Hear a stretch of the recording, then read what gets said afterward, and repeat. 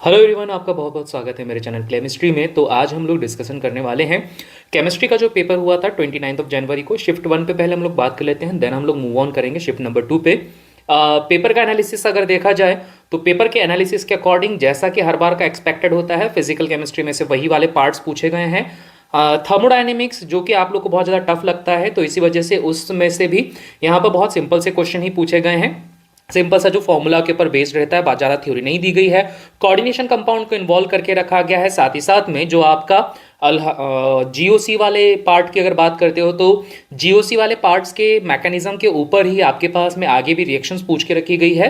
So on paper की अगर मैं बात करता हूं तो स्टिल पेपर जो था थोड़ा सा मॉडरेटेड लेवल का है। बिल्कुल ईजी या बिल्कुल हलवा लेवल तो मैं नहीं कहूंगा, परंतु हाँ बहुत ज़्यादा टफ भी नहीं है, just simple it's a moderated level. ठीक है, चलिए तो हम लोग बात कर लेते हैं। हमारे पास सबसे पहले question number 1, one of the easiest question यहाँ पर साफ दिखाई दे रहा है कि आपको पोटेशियम पर विच of the following will be form potassium permanganate decomposition. तो पोटेशियम परमैंगनेट की डिकम्पोजिशन रिएक्शन आप लोग को पूछ के रखी गई है। एनसीईआरटी का इंपॉर्टेंट क्वेश्चन रहता है। तो इसके अंदर देखो रिएक्शन में होता क्या है कि जब कभी भी हमारे पास में होता है 2 moles of potassium permanganate KMnO4, जब इसको करते हो आप हीट तो ये क्या होता है, कंडेंस हो जाता है, जिससे आपके पास में बन जाता है K2MnO4 प्लस आपके पास में क्या हो जाता है, MnO2 का फॉर्मेशन हो जाता है। तो सही आंसर कौन सा हो जाएगा हमारे पास में, सेकंड वाला। तो इजी क्वेश्चन था। नाउ क्वेश्चन नंबर 2 जो था वो प्योर रूप से अगर देखा जाए तो आपका हेलोल्केन हेलोअरीन की बात करते हैं तो वहीं उसके ऊपर बेस था, पर इसके अंदर जो कॉन्सेप्ट लगा हुआ है वो आपके पास में क्लास 11th का लगा हुआ है, जहां पर आपको यहाँ पे साइक्लोहेक्सीन है तो एक सिंगल डबल बॉन्ड की प्रेजेंस की वजह से यहाँ पर इसका हेलोजिनेशन परफॉर्म करवाना है। पहला हेलोजिनेशन होता है सनलाइट की प्रेजेंस में, तो सनलाइट की प्रेजेंस में जब कभी भी हेलोजिनेशन होगा तो it's a simply substitution reaction. तो सब्स्टिट्यूशन रिएक्शन की वजह से ये आपके पास में जो ग्रुप होगा यहाँ पर एक हेलोजन यहाँ पर अटैच हो जाएगा। फिर सेकंड बात करते हैं CCl4। तो CCl4 आपके पास में नॉन पोलर ग्रुप होने की वजह से यहाँ पर जो रिएक्शन परफॉर्म होगी that is a addition reaction, और अगर एडिशन रिएक्शन होती है तो सिंपली डबल बॉन्ड आपका हो जाएगा यहाँ पे ब्रेक और दोनों तरफ क्या हो जाएगा, क्लोरीन जुड़ जाएगा। तो अगर देखा जाए तो सही आंसर कौन सा हो जाएगा, सेकंड वाला ऑप्शन।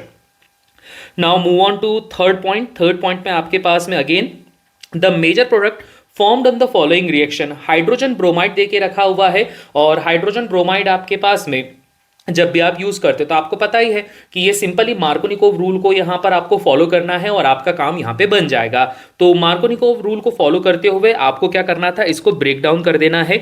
ब्रेक डाउन बोल रहा हूँ, मार्कोनिकोव रूल आपको यहाँ पे कंसंट्रेटेड हाइड्रोजन ब्रोमाइड को यूज करते। अब यहां पर क्या होता, जब मार्कोनिकोव यूज होता तो डबल बॉन्ड के ऊपर लफड़ा होता, अंदर तो बेंजीन जो है रेजोनेंस की वजह से स्टेबल है, तो जो भी कुछ लफड़ा होता रिंग के बाहर जो इथाइलिनी ग्रुप होता है ना उसके साथ में होता। अब ये सिर्फ कंफ्यूज करने के लिए क्वेश्चन था, क्योंकि हाइड्रोजन ब्रोमाइड अगर आप यूज करते तो कई लोगों के दिमाग में आता कि ये जो ऑक्सीजन वाला ग्रुप है इसको ब्रेक डाउन करके हम सब्स्टिट्यूशन रिएक्शन को भी परफॉर्म करवा सकते थे, परंतु यहां सब्स्टिट्यूशन रिएक्शन परफॉर्म नहीं होगी, पहले ही दिमाग में बिठा लो। यहां पर परफॉर्म हो गया आपके पास में मार्कोनिकोव रिएक्शन। मार्कोनिकोव रिएक्शन में अल्टरनेट डबल बॉन्ड की पोजीशन क्या होती है, इलेक्ट्रॉन हमेशा उस जगह भागते हैं जहां भीड़ कम होती है, तो वो अवे फ्रॉम द रिंग जाएंगे। यहां पर आएगा नेगेटिव चार्ज, यहां पर आएगा पॉजिटिव चार्ज। ब्रोमीन होता है आपके पास में नेगेटिव, तो अनडाउटेडली यहां पर आ जाएगा आपके पास में ब्रोमीन, और इस वाले को कौन सेटिस्फाइड कर देगा, इस वाले को सेटिस्फाइड कर देगा हमारे पास में, सॉरी ब्रोमीन क्या होता है हमारे पास में नेगेटिव चार्ज, तो यहां पर नेगेटिव वाला कहां जाएगा, पॉजिटिव पे, और पॉजिटिव वाला कहां जाएगा, नेगेटिव पे। तो बनने वाला जो ग्रुप होगा वो आपको कुछ ऐसा दिखाई देगा। यहां पर आपके पास में एक इथाइलिनी वाली कार्बन की चेन, और इधर आ जाएगा ब्रोमीन, और बाकी सब कुछ वैसा का वैसे ही रहेगा, CH2CH3 ऐसा का ऐसा ही रहेगा। तो देखा जाए कौन सा वाला ऑप्शन है, यहां पर ये है आपके पास में, कहां गया ऑप्शन नंबर, हाँ ये रहा आपके पास में थर्ड वाला ऑप्शन। ठीक है, तो बस इतनी सी कहानी आपके पास में बन जाएगी। और उसके बाद में क्या हुआ है, रिएक्शन को फाइनल लेकर गए हैं, तो फाइनल लेते जाते टाइम पर क्या होगा, ये जो OH था इसका भी ब्रेक डाउन होगा। क्यों, ऑब्वियस बात है भैया, एक्सेस में है, तो पहले जब कभी भी रिएक्शन एक्सेस में होती है तो होगा क्या, आपके पास में ये तो फॉर्म हो जाएगा undoubtedly, that is CH2 and CH3, यहां पर आपके पास में मिथाइल और यहां पर ब्रोमीन, ये तो मिल जाएगा, परंतु HBr एक्सेस में होने की वजह से सेकंड रिएक्शन फिर परफॉर्म करेगा, जहां पर यहां से आपको करना है ब्रेक डाउन। और ये होगा नेगेटिव, ये होगा पॉजिटिव। नेगेटिव पॉजिटिव की कहानी ये आपके पास में यहाँ पर ऐसा चला जाएगा, तो इसी वजह से सबसे लास्ट में जो आपके पास में प्रोडक्ट बच रहा है यहाँ पर आ जाएगा OH और यहाँ पर आ जाएगा आपके पास में ब्रोमीन, और बाकी तो अल्टरनेट डबल बॉन्ड आपके पास में चल ही रहे हैं। तो बस टेंशन नहीं लेना, ये हो गया आपके पास में प्रोडक्ट। सही आंसर कौन सा हो जाएगा? थर्ड वाला हो जाएगा। तो बस इजी क्वेश्चन था। नाउ बात कर लेते हैं क्वेश्चन नंबर 4 की। क्वेश्चन नंबर 4 की अगर बात करें तो ये बोलता है विच of the following coordination compound has the bridging carbonyl ligand. कौन यहां पर ब्रिजिंग कार्बोनिल लिगेंड को शो करता है? तो ये भी आपके पास में डायरेक्ट आपका एग्जांपल ही है, एनसीईआरटी बेस्ड जो रहता है, दैट इज CrCO6। ठीक है, क्रोमियम जब आपके पास में कार्बन मोनोऑक्साइड के 6 कोऑर्डिनेशन नंबर के साथ में जुड़ता है तो इस तरह का स्ट्रक्चर ये फॉर्म कर लेता है। ये देख बता देता हूं, देखो मैं बता देता हूं कि किस तरह से यहाँ पे फॉर्म होकर बैठा हुआ है। ठीक है, ऑप्शन 6 वाला था, नहीं यार 6 में तो कम पड़ जाएगा ना, 8 की जरूरत पड़ेगी मिनिमम, 6 में तो कम पड़ जाएगा, ब्रिज ही नहीं बन पाएगा। अब जैसे बात कर लेते हैं कि ये वाला ब्रिज आपके पास में कैसे बना हुआ है, तो ये भी जरा हम लोग देख लेते हैं। 2 कोबाल्ट आपके पास में रहेंगे, क्रोमियम नहीं रहेगा। सेकेंड ऑप्शन है 2 कोबाल्ट आपके पास में रहे इस तरह से, बीच में क्या हो जाएगा, कार्बन मोनोऑक्साइड भी बीच में आ रहा है। अब होगा क्या, यहां पर ये ऐसा हो जाएगा C डबल बॉन्ड O, फिर यहां पर आ जाएगा C डबल बॉन्ड O, एक ब्रिज आपको यहां पे दिखाई दे जाएगा। फिर आपके पास में आ जाएगा COCO, फिर आएगा आपके पास COCO, देन आपके पास में आ जाएगा CO। तो बस इतनी सी कहानी है, इस बेसिस पे यहां पर ये सॉल्व हो जाएगा। सही आंसर कौन सा हो जाएगा आपके पास में? सेकंड वाला। ठीक है, now move on to the question number 5। Question number 5 आपके पास देखो, जो बिल्कुल बेसिक केमिस्ट्री होती है उसमें से क्वेश्चन पूछा गया था। Sorry, energy difference between actual structure of the compound and the most stable resonating structure. आपके पास में ये बता के रखा गया है सबसे जो आपके पास में डिफरेंस बिटवीन एक्चुअल स्ट्रक्चर और सबसे मोस्ट स्टेबल रेजोनेटिंग स्ट्रक्चर के बीच के डिफरेंस को क्या कहा जाता है? सीधी डेफिनेशन है, आंसर क्या हो जाएगा? Resonance energy. तो बस सिंपल सी बात थी। फिर उसके बाद में आता है what is the effect that occurs between the lone pair and the pi bond. Lone pair और पाई बॉन्ड के बीच में कौन सा इफेक्ट जनरेट होता है? तो ये भी आई थिंक आप लोगों ने पढ़ के रखा है, मुझे बताने की जरूरत तो होगी नहीं। ये भी आपके पास में क्या होता है? रेजोनेंस का ही घटना होती है, क्योंकि यहां पर आपके पास चाहे पाई बॉन्ड की शिफ्टिंग करवा रहे हो या लॉन पेयर की शिफ्टिंग करवा रहे हो तो उससे ये रेजोनेंस परफॉर्म होगा। फिर अगला वाला देख लेते हैं, क्वेश्चन नंबर 7। जैसा कि मैंने बोला था, थर्मोडायनेमिक्स में से सीधी सीधी प्रॉपर्टी आ रही है, जो आपके पास में फॉर्मूले बेस्ड होते हैं वही पूछा जा रहा है और कुछ भी एक्स्ट्रा नहीं है। 7वें क्वेश्चन में हम लोग से पूछ के रखा था कौन सा स्टेटमेंट यहाँ पे इनकरेक्ट है।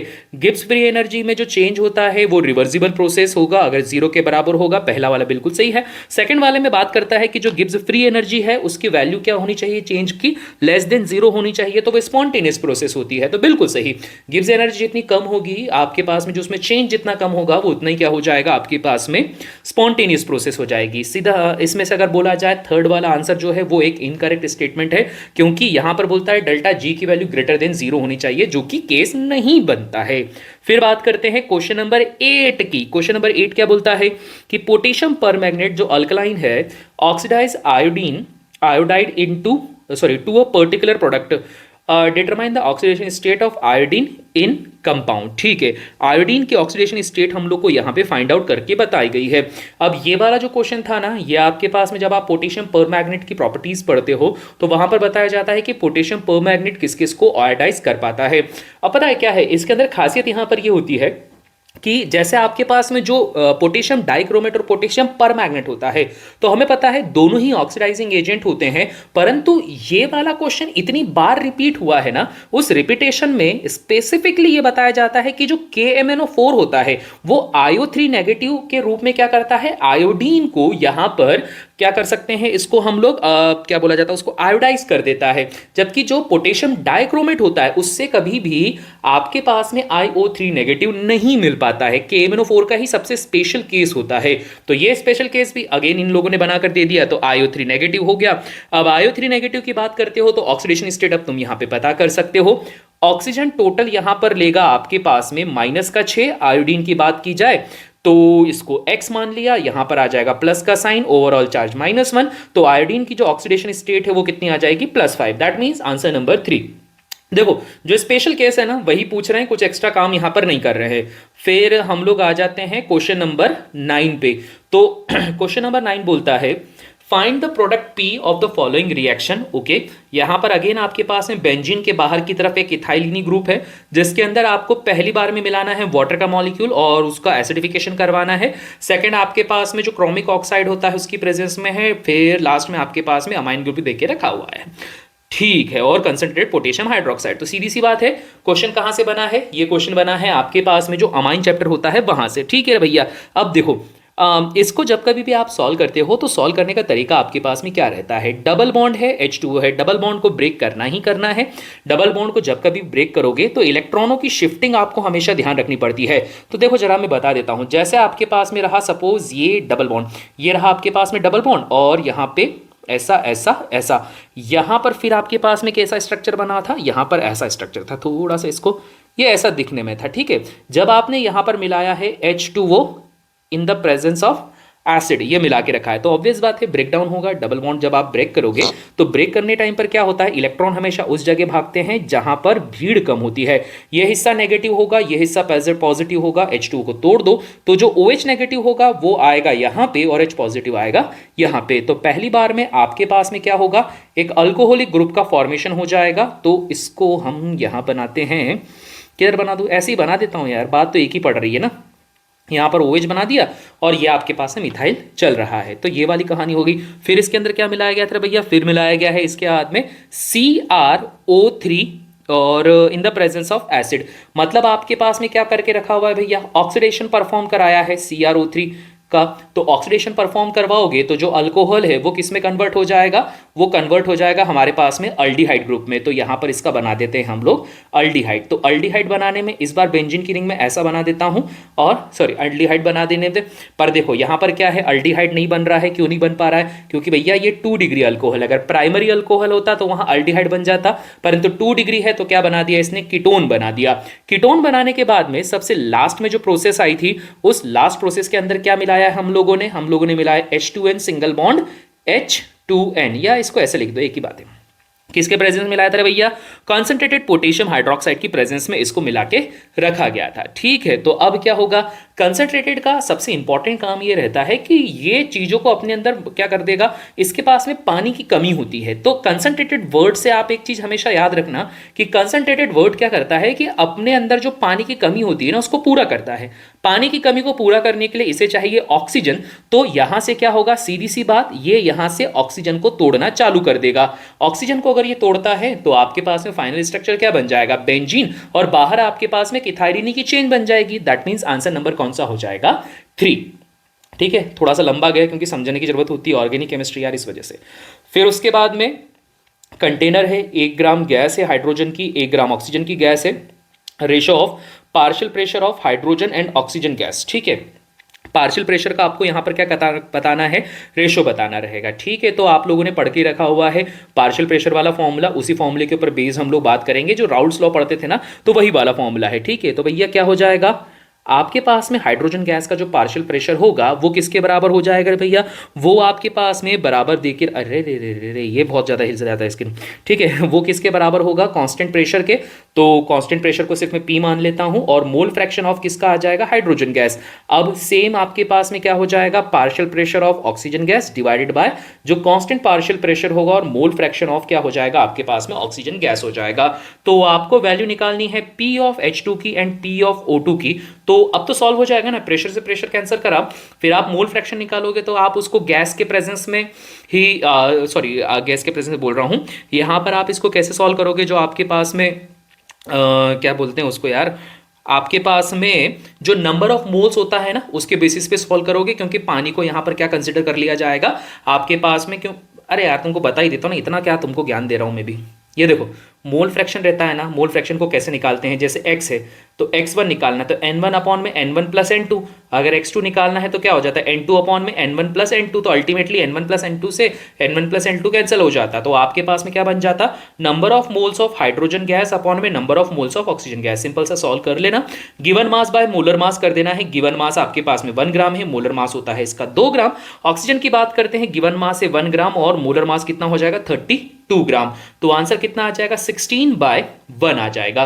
तो 16:1 इसका क्या हो जाएगा? आपके पास में रेशो हो जाएगा। तो बस रे भैया इतनी सी कहानी है। फिर क्वेश्चन नंबर 11 पर आते हैं। क्वेश्चन नंबर 11 भैया ऐसा क्वेश्चन था कि तुम लोग सिर्फ एक ऑप्शन देखकर ही इसको बिल्कुल सही कर सकते थे, और वो एक सिंगल ऑप्शन होता है आपके पास में बॉक्साइट, जिसके बारे में हम लोग बार बार बात करते हैं। बॉक्साइट क्या होता है? Al2O3.2H2O। अगर ये वाला ऑप्शन होता है तो इस ऑप्शन के तहत आपका सी का हो जाएगा पी, तो सी का पी सिर्फ एक ही ऑप्शन में देके रखा है, दैट इज ऑप्शन नंबर 2 में। तो आई थिंक सो ये आप लोगों से बन ही गया होगा, कोई ऐसा है ही नहीं कि तुम लोग इसको नहीं बना पाओगे।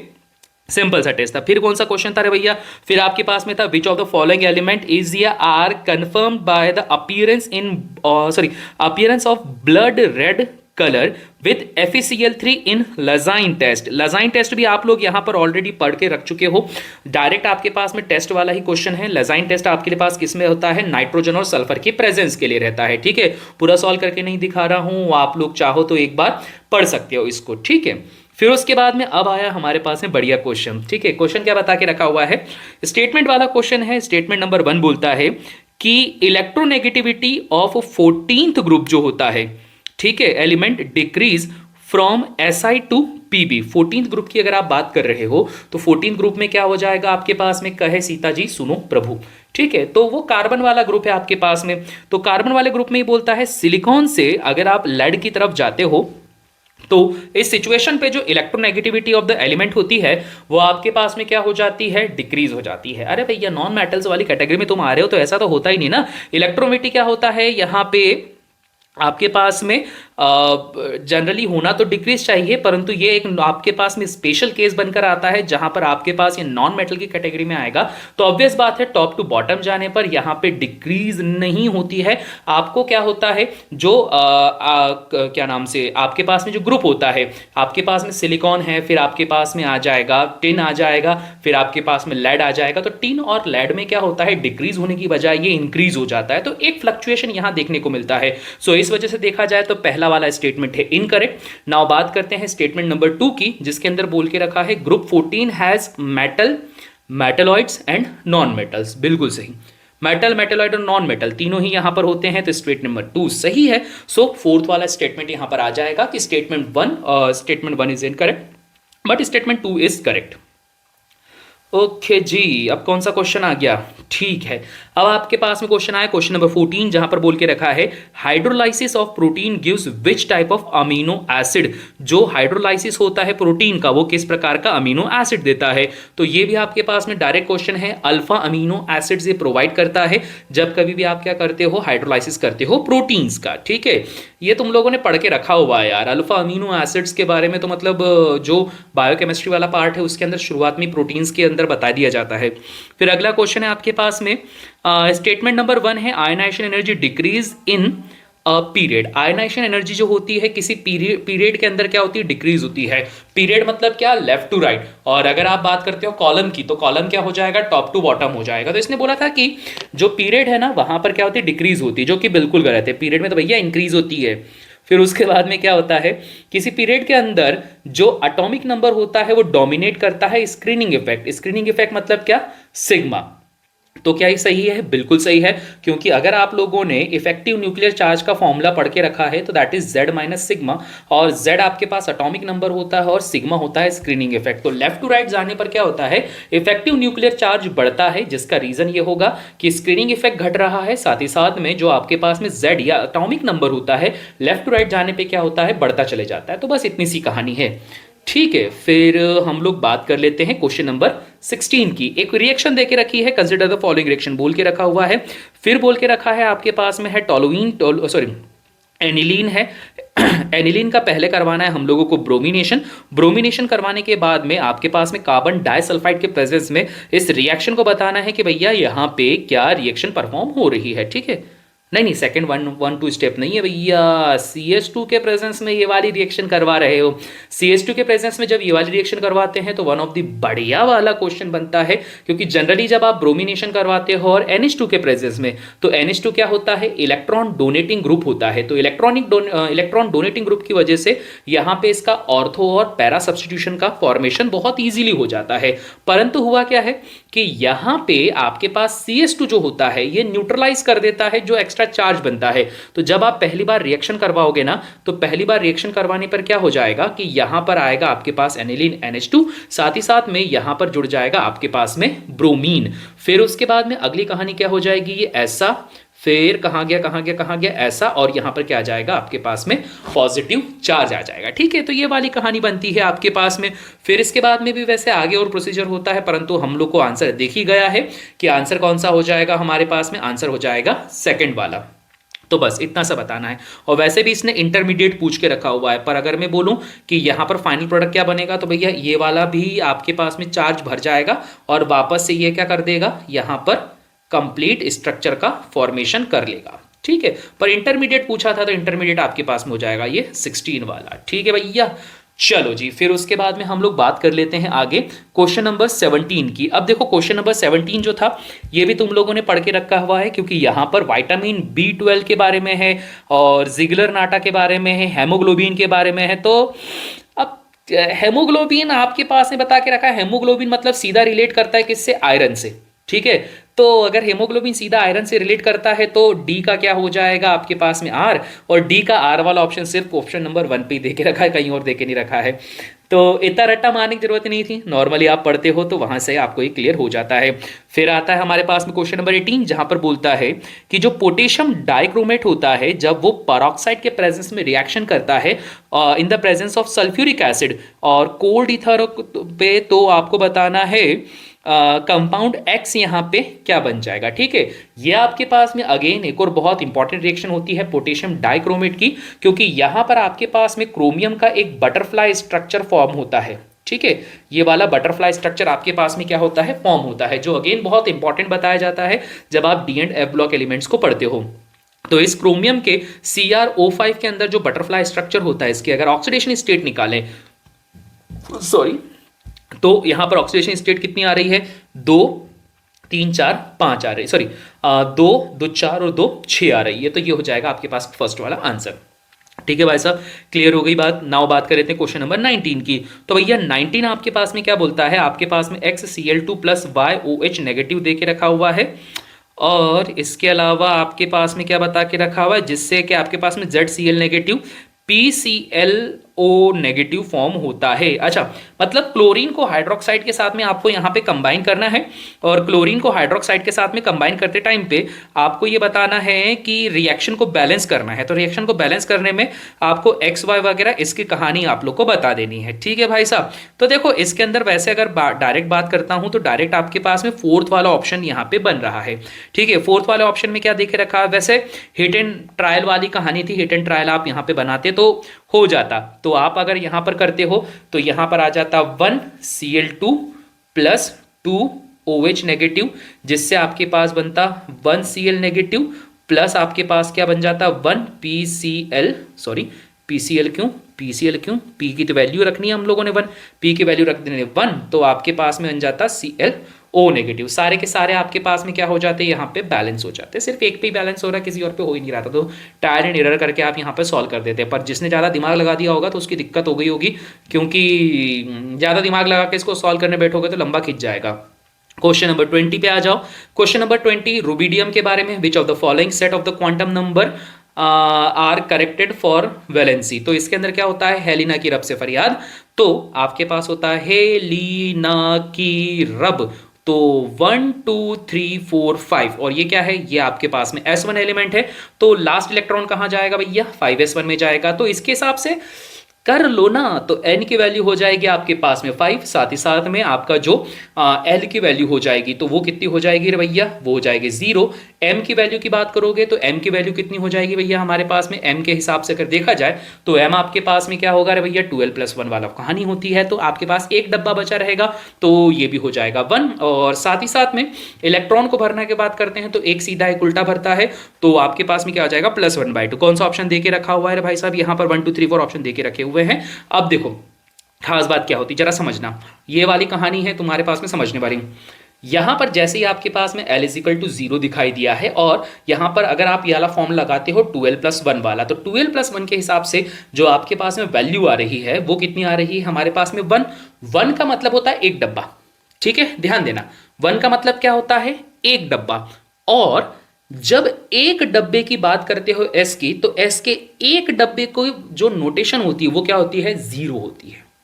ध्यान देना, ये अच्छा खासा क्वेश्चन था जो लगता बहुत इजी है पर गलती करके आ जाते हैं। क्यों गलती कर देते हैं? क्योंकि एक डब्बा जीरो से रिप्रेजेंट किया जाता है और उसके बाद में वो +1 होता है, -1 होता है, तुम लोगों ने पढ़ के रखा हुआ है। तो इस वजह से देखा जाए तो m यहां पर क्या कंसिडर होना चाहिए, 0, और s क्या कंसिडर होना चाहिए, +1/2। तो सही आंसर कौन सा हो जाएगा हमारे पास में, फर्स्ट वाला है। ठीक है, चलिए जी, अब बात कर लेते हैं हम लोग क्वेश्चन नंबर 21 की। इंटीजर टाइप क्वेश्चन आपके पास में पूछ के रखा हुआ है। नाउ क्वेश्चन ये बोल के रखा हुआ है आपके पास में, calculate the molarity of a solution having the density 1.5। तो डी आपके पास में है 1.5 ग्राम पर ml, ये आपके पास में दे के रखा हुआ है। फिर उसके बाद में बता के रखा हुआ है सॉल्यूशन जो है वो 36% है, हैविंग डेंसिटी 1.5 ग्राम पर ml। परसेंटेज W/W मतलब वेट बाय वेट है, तो सॉल्यूट का वेट आपके पास में है 36%, जो कि हम मान सकते हैं 36 ग्राम, है ना। 36% को आप क्या मान ले, तो 36 ग्राम ओवरऑल 100 में से। फिर आपके पास में बता के रखा गया है and the molecular weight of the solute जो है वो कितना है आपके पास में, ये भी आपके पास में 36 ग्राम ही दे के रखा हुआ है। ओके, जो मॉलिक्यूलर वेट है MW वो भी कितना दे के रखा हुआ है, 36 ग्राम दे के रखा हुआ है। तो आपको क्या बतानी है भाई साहब, आपको बतानी है मोलैरिटी। तो निकाल सकते हो मोलैरिटी भैया। मोलैरिटी क्या होता है, number of moles of solute upon में volume of the solution in litre देके रखा है। परंतु लफड़ा क्या है, यहाँ पर सॉल्यूशन का वॉल्यूम तो है ही नहीं, तो यहाँ पर अब डेंसिटी यूज करना पड़ेगा। डेंसिटी कितनी दे के रखी थी, डेंसिटी दे के रखी है हमारे पास में 1.5 ग्राम दे के रखी हुई है। ठीक है, तो बस कर देते हैं भैया यहाँ पे। तो आपके पास में क्या वैल्यू आ जाएगी, डेंसिटी अगर आपको 1.5 ग्राम पर ml है, तो आप इसको लिख दोगे 1, क्योंकि नंबर ऑफ मोल्स कितने हो गए इस बार, 1 हो चुके हैं। ठीक है, और साथ ही साथ में क्या हो जाएगा, डेंसिटी, डेंसिटी को ऐसे लिख दूं, डेंसिटी क्या होता है, मास अपॉन वॉल्यूम, तो वॉल्यूम क्या हो जाएगा, मास अपॉन में डेंसिटी, ये वाली कहानी हो जाएगी। तो आप यहाँ पर अगर बात करते हो तो जो भी कुछ मास रहेगा वो अपॉन में डेंसिटी हो जाएगी 1.5, साथ ही साथ में चलेगा 1000 अपॉन में क्या आ जाएगा 100, क्योंकि 36% था बाय वेट या बोला जाए या बाय मास की बोला जाता है। ठीक है, तो बस इतनी सी कहानी हो जाएगी। अब इसको कर देना है तुमको सॉल्व। मास असल में कितना निकल कर आ जाएगा, 1 निकल कर आ जाएगा, क्योंकि 36/36 तो कैंसिल हो चुका है। तो जो इसकी मोलैरिटी निकल कर आएगी, ठीक है, कैपिटल M से मुझे रिप्रेजेंट करना था, मैंने स्मॉल कर दिया।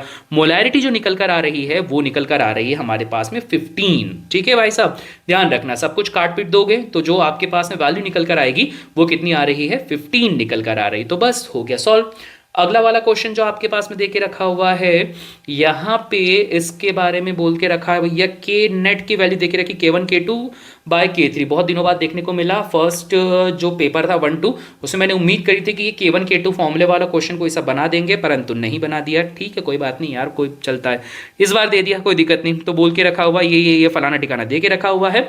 इसके बाद में एक्टिवेशन एनर्जी दे के रखी है 50 किलो जूल पर मोल, और उसके बाद में A2 की वैल्यू, सॉरी A1 दे के रखा है, A2 दे के रखा और A3 दे के रखा हुआ है 60 किलो जूल पर मोल। Calculate the value of activation energy, और इसका नेट एक्टिवेशन एनर्जी आप लोगों को क्या करना है, यहां पे फाइंड आउट करना है। ठीक है, तो यार ये वाला भी क्वेश्चन आपके पास में बहुत इजी है। आपके पास में क्या होगा कि जो नेट एक्टिवेशन एनर्जी होती है ये आपके पास में बनी हुई होती है किससे, ये बनी हुई होती है ऊपर की जितनी तीनों वैल्यू देके रखी हुई उससे। अब इस वाले फॉर्मूले को मैं क्या ऐसे लिख सकता हूं, K1 K2 और K3 टू द पावर क्या हो जाएगा, -1। तो K3 यहां पर नेगेटिव टर्म पे लेकर आए हुए हैं। अब पता है क्या होता है असल में, यहां पर ये लॉग फॉर्म पे जाते हैं, लॉग फॉर्म से सॉल्व करते हैं, परंतु अब मैं डायरेक्ट तुमको बताता हूं, जो आपके पास में पॉजिटिव टर्म है तो उसको एज इट इज पॉजिटिवली लिखा जाएगा, जो कि आपके पास आ जाएगा EA1 प्लस EA2 माइनस हो जाएगा आपके पास में क्या, EA3। तो आपके पास हो जाएगा 40 + 50 - 60, तो कितना हो जाएगा रे भैया, 50-40 हो जाएगा आपके पास, 90 में से 60 गए, कितना आंसर आ जाएगा आपके पास में, 30 आ जाएगा किलो जूल पर मोल। हो गया सॉल्व। ठीक है, फिर उसके बाद में क्या है, positive Fehling solution test is given by. अब ये जो फेलिंग सॉल्यूशन होता है ये आपके पास में शिफ्ट 2 में भी पूछ के रखा था। फेलिंग सॉल्यूशंस जो होते हैं ना, ये सारे के सारे माइल्ड ऑक्सीडाइजिंग एजेंट होते हैं। तो माइल्ड ऑक्सीडाइजिंग एजेंट होने की वजह से ये अल्डिहाइड्स जो होते हैं इसको तो ऑक्सीडाइज कर पाते हैं, परंतु जो ये कीटोन होते हैं या फिर जो कार्बोक्सिलिक एसिड्स होते हैं इनको ये ऑक्सीडाइज नहीं कर पाता है। तो सिंपल सा हो गया है आई थिंक क्वेश्चन। अब आपके पास में आपको पता है जहां जहां आपके पास में अल्डिहाइड की प्रेजेंस होगी ये क्या कर देंगे रे भैया, इसको ऑक्सीडाइज कर देंगे। ठीक है भाई साहब, तो बस ये वाली कहानी हो जाएगी। अब इसमें से देखा जाए तो कौन कौन सी कहानी हो जाएगी, ये हो जाएगा एक, ये हो जाएगा दो। तो आपके पास में इथाइल अल्डिहाइड या फिर इथेनॉल को यहां पर ये हो जाएगा, फिर आपके पास में फॉर्मेल्डिहाइड को कर सकते हैं। अब लफड़ा यहां पर क्या आया है, बेंजीन का रिंग आया है। बेंजीन के रिंग को यहां पर ऑक्सीडाइज करना बहुत ज्यादा दिक्कत वाला काम रहेगा, क्योंकि फिर बेंजीन में रेजोनेंस की स्टेबिलिटी आ जाती है, इस वजह से ये इसको नहीं कर पाएगा, इसको नहीं कर पाएगा। परंतु ये है साइक्लोहेक्सेन, तो बेंजीन की रिंग नहीं होने की वजह से इसको भी यहां पर ऑक्सीडाइज कर सकता है। सो टोटल 3 आपके पास में रहेंगे जिनको ये ऑक्सीडाइज कर सकता है। किस किस को, 1 2 और 3 को ये ऑक्सीडाइज कर सकता है। तो ऐसी कहानी रहेगी। फिर उसके बाद में how many of the following compound have one lone pair in the central metal atom, sorry central metal atom, central atom के में कितनों के पास में एक लॉन पेयर होगी। तो ये वाला भी तुम लोग कर सकते हो। सीधा सा तुमको अगर पता है कि इसके आउटर मोस्ट शेल में कितने इलेक्ट्रॉन होते हैं तो ये आसानी से कर सकते हैं। जैसे ClF3, तो क्लोरीन के आउटर मोस्ट शेल में 7 इलेक्ट्रॉन होते हैं, तो 7 में से 3 तो फ्लोरीन ने जोड़ दिए, तो आपके पास बच गए 4 का मतलब 2 लॉन पेयर। उसी तरह से XeO3 में भी सॉल्व कर सकते हो। जिनॉन के आउटर मोस्ट शेल में होते हैं 8 इलेक्ट्रॉन, ब्रोमीन के 7 होते हैं, जिनॉन के अगेन 8 होते हैं। फिर O3 तो रेजोनेंस वाली कहानी होती है, 1 लॉन पेयर वाली। फिर आपके पास में नाइट्रोजन का यहां पर 1 लॉन पेयर, क्योंकि ये आपके पास क्या है, अमोनिया ग्रुप है।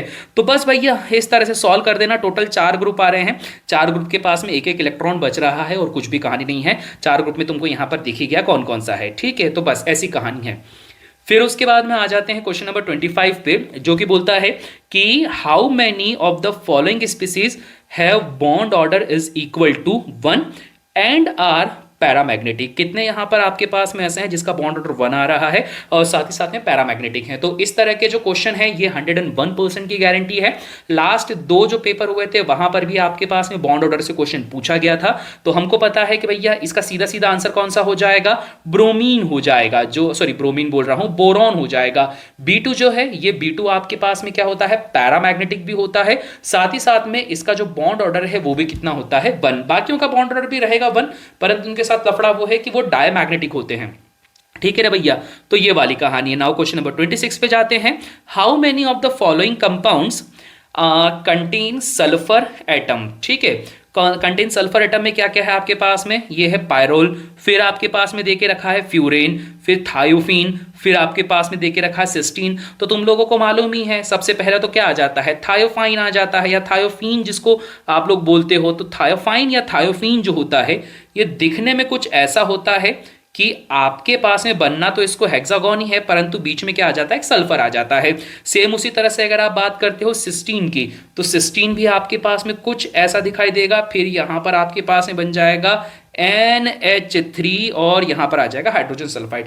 तो 2 ऐसे ग्रुप होते हैं जहां पे सल्फर की प्रेजेंस होती है। तो 26 का आंसर कितना हो जाएगा आपके पास में, 2 हो जाएगा। ठीक है, चलिए जी, now move on to question number 27, जो कि बोलता है दो a zinc sulphate 0.015 ampere current was passed for 15 minutes, what is the mass of the zinc. तो जिंक का मास क्या होने वाला है। ठीक है, तो फैराडे लॉ, इलेक्ट्रोकेमिस्ट्री आ गया। इलेक्ट्रोकेमिस्ट्री में से नर्स्ट इक्वेशन में क्वेश्चन नहीं बना है, नहीं आपके पास में ऑक्सीडेशन रिडक्शन वाला बना, सीधे से क्या बन गया आपके पास में, फैराडेज के ऊपर बन गया। तो आपको पता ही है फॉर्मूला होता है charge is equal to current into जो टाइम स्पेंड किया जाता है वो। करंट कितने एम्पियर का फ्लो हो रहा है, 0.015। टाइम की बात करते हैं 15 मिनट का ये हो रहा है, तो 15 × 60 तो कितना हो जाएगा, 15 × 90 900 सेकंड हो जाएगा। ठीक है, ओवरऑल सॉल्व करके देख लेना तो आपके पास में वैल्यू मिल जाएगी। ठीक है, चलेगा, वो निकालोगे तो भी चल जाएगा। तो अब देखो ये जो चार्ज पास हो रहा है, अगर इसकी बात करता हूं कि फैराडे में कितना होता है, आपको हमेशा फैराडे में करना रहता है या पर फैराडे। तो पर फैराडे जो चार्ज होता है 0.015 15 × 60 डिवाइडेड बाय कितना हो जाएगा 96500। ये पर फैराडे निकाला जाता है ना, या फिर बोला जाए कुलम्स बोलते हैं यार, एक कुलम वो फैराडे में जो करते हो ना वही वाली कहानी है। देखो ये वाला कर देना है तुमको सॉल्व। अब इसके बाद में क्या हो जाएगा, तो जब तुम ऐसे ये सॉल्व करोगे तो इतने नंबर ऑफ मोल्स क्या हो जाएंगे तुम्हारे पास में, पास हो जाएंगे। कहां से, जो आपके पास में वो जिंक का जो सर्किट बना हुआ था ना, या जिंक सॉरी सर्किट बोलो जिंक सल्फेट सॉरी का जो सॉल्यूशन होता है ना, वहां से ये पास हो जाएंगे। फिर उसके बाद में अगली कहानी क्या बोल के रखी थी, what is the mass of the zinc, तो जिंक का मास यहां पर क्या होगा, जिंक डिपॉजिटेड, ठीक है, जिंक जो डिपॉजिट हो रहा है उसका मास क्या हो जाएगा। तो ये अब तुम लोग कर सकते हो, क्योंकि यहां पर आपके पास में ये दे के रखा हुआ है कि टोटल नंबर ऑफ मोल्स जो हो रहे हैं, पास हो रहे हैं इतने, और अगर मैं बात करता हूं ZnSO4 की, तो ZnSO4 को पास करवाने पे तुम्हें मिलता है Zn2 पॉजिटिव, मतलब n की वैल्यू कितनी हो जाती है, 2 हो जाती है। तो आप लोगों ने पढ़ के रखा हुआ है जितनी भी वैल्यू होती है जस्ट डिवाइडेड बाय 2, या फिर जितना चार्ज फ्लो हो रहा है उससे। तो जब आप इसको सॉल्व करते तो आपके पास में टोटल चार्ज जो मास जो निकल कर आता, वो निकल कर आता 0.015 इंटू 15 इंटू 60 डिवाइडेड बाय 96500 और डिवाइडेड बाय 2। सिर्फ इतना सा कर देना है, पूरा सब कुछ सॉल्व कर देना। सब कुछ जब आप सॉल्व करोगे तो जो आंसर निकल कर आ रहा है 0.0000, 1 2 3 4 बार 0 और एक बार क्या जा रहा है 7 निकल कर आ जा रहा है। तो ये ऐसी कहानी बन रही है। नाउ क्वेश्चन नंबर 28 निकालते हैं अपन। 28 में क्या बता के रखा है, ऑस्मोटिक प्रेशर की वैल्यू के बारे में बोल के रखा है। तो ऑस्मोटिक प्रेशर है आपके पास में 273 केल्विन पे 7 into 10 to the power 5 Pascal, then what will be the value of x if its osmotic pressure 283 Kelvin पर this। अब देखो ऑस्मोटिक प्रेशर को देखते see pi is equal to CRT तुम्हारे दिमाग में घूमने लग जाता है, ठीक है, परंतु pi is equal to CRT क्या होता है, जब आपके पास में जो भी कोई रिएक्शन होती है जब वो कंप्लीट हो जाती है, ठीक है, तो उस सिचुएशन पे होता है। परंतु हमेशा क्या होता है, एक 1-2 फैक्टर या एबनॉर्मल मोलर मास के लिए आपको यहां पर रेडी रहना ही है। इस वजह से जो इसका फॉर्मूला होता है pi is equal to ICRT, ये वाला फॉर्मूला आपको लगाना है, ठीक है भैया। अब दो कंडीशन है, एक में पाई 1 मान दो, एक में क्या कर दो पाई 2 मान लेते हैं। C1 C2 यहां पर चलता चले जाएगा। R गैस कांस्टेंट होता है, टेम्परेचर दोनों में चेंज हुआ है ना, हाँ, T1 T2 आप यहां पे मान लेते हो, दोनों का डिफरेंस आप ले लेते हो। If it's osmotic pressure this, एक का ऑस्मोटिक प्रेशर आपके पास में देके रखा है 7 into 10 to the power 50, दूसरे का देके रखा है आपके पास में x into 10 to the power 4। x की वैल्यू यहां पर ऑब्वियस बात है फाइंड आउट करनी है, तो क्या हो जाएगा 7 into 10 to the power 5 divided by हो जाएगा x into 10 to the power 4, i से i कट जाएगा और C1 by C2 as it is आपके पास में रहेगा। या बोला जाए C1 C2 क्या होगा, कंसंट्रेशन तो सेम है ना, osmotic pressure of this when osmotic pressure of 273 kelvin this if it's osmotic pressure, हाँ, कंसंट्रेशन तो चेंज ही नहीं करा ना, कंसंट्रेशन चेंज करते तो एक अलग बात होती, यहाँ पे कंसंट्रेशन चेंज ही नहीं करा है, तो हमारा यहाँ पे ये लफड़ा भी खत्म हो गया, ठीक है, कंसंट्रेशन चेंज ही नहीं करा है, सिमिलर डब्बे के अंदर वो रिएक्शन परफॉर्म हो रही है। तो C1 C2 का मैटर नहीं है, C1 से C2 यहां पर जो होगा वो कैंसिल आउट हो जाएगा, R से R भी कैंसिल आउट हो जाएगा, बच जाएगी बात टेम्परेचर की 273 और यहां पर कितना है 283। तो इसको सॉल्व कर देंगे तो आपके पास में वैल्यू आ जाएगी x की। तो भैया x की जो वैल्यू निकल कर आई है दैट इज 72.56 निकल कर आया है। अप्रॉक्सीमेटली ये कितना हो जाएगा आपके पास में 73 हो जाएगा, तो ये इसका आंसर हो जाएगा। नाउ क्वेश्चन नंबर 29 पे बात कर लेते हैं। केपीकेसी की कंडीशन है ना, हाँ केपीकेसी कंडीशन है। ये बोलता है KP for the given reaction is 36 into 10 to the power -2 ATM inverse, find out the KC in mole inverse में, ठीक है। केपी केसी की वैल्यू आपको यहाँ पे निकाल देनी है और जो सब्सटेंस देके रखा है वो है 2NO2 से बन रहा है N2O4, तो मतलब 2 - 1 आपके पास में अगर प्रोडक्ट माइनस रिएक्टेंट करवाते हो तो वो हो जाएगा 1 - 2, तो वहां पे वाली कहानी हो जाएगी। सीधा सीधा फॉर्मूला लगाना है यार, KP is equal to KC RT to the power delta N। अब चेंज इन आपके पास में जो मोल्स होता है वो क्या होता है, प्रोडक्ट माइनस रिएक्टेंट, प्रोडक्ट है 1 रिएक्टेंट है 2, तो आंसर कितना आ जाएगा -1 आ जाएगा। तो यहां पर हम फाइंड आउट कर लेते हैं। केपी है हमारे पास 36 into 10 to the power -2, केसी हम लोग को पता करना है, आर की वैल्यू देके रखी है 0.0821 मल्टीप्लाइड बाय आपके पास हो जाएगा 300 और उस पूरे की पावर क्या आ जाएगी -1।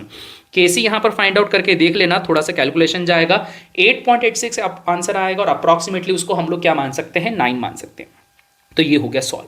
तो इस तरह से ये रहा आपका पेपर। पहले मैंने बोल के रखा था मॉडरेटेड लेवल का पेपर है, परंतु ऐसा नहीं है कि आप सॉल्व नहीं कर सकते हो, क्योंकि जनरली जो पेपर दे के रखा होता है ना वो आपके पास में लेवल जो बना के रखा है उसको मेंटेन कर रहे हैं, तो अब सारे मॉडरेटेड लेवल ही मुझे दिखाई दे रहे हैं। सीधे फॉर्मूला बेस्ड क्वेश्चन है और इस तरह से हमारे पास में समाप्त हो चुका है फर्स्ट शिफ्ट का पेपर ऑफ 29 जनवरी। अब फटाफट मिलते हैं हम लोग सेकंड पेपर के साथ में, और इसी के साथ में आगे भी हम लोग बढ़ते चले जाएंगे। सारे पेपर की सीरीज मिलेगी आपको केमिस्ट्री में, तो इसी के साथ में कर देते हैं लेक्चर का एंड। मिलते हैं आप सभी से नेक्स्ट वीडियो में।